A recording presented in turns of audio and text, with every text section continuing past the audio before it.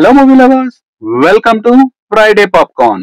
విజయ్ హీరోగా వెంకట్ ప్రభు డైరెక్ట్ చేసిన film the goat Telugu, Tamil, Hindi భాషల్లో ఈ మూవీ రిలీజ్ అయింది. రివ్యూలోకి వెళ్లే ముందు ఇప్పటి వరకు మీరు మన ఛానల్ ని సబ్స్క్రైబ్ చేయకపోతే please subscribe and support. Special anti terrorist squad లో విజయ్ ఒక కీలక మెంబర్. అయితే తన వైఫ్ కి, తన పిల్లలకి తన జాబ్ గురించి చెప్పడు. ఒక ఇంపార్టెంట్ మిషన్ కోసం పిల్లలతో కలిసి థాయిలాండ్ వెళ్ళినప్పుడు కొడుకు జీవన్ ని లాస్ అవుతాడు. తన సన్ చనిపోవడం తానే కారణం అని విజయ్ స్క్వాడ్ నుంచి బయటకు వచ్చేస్తాడు. అగైన్ 15 years తర్వాత మాస్కోలో సడన్ గా గాంధీకి జీవన్ కనిపిస్తాడు.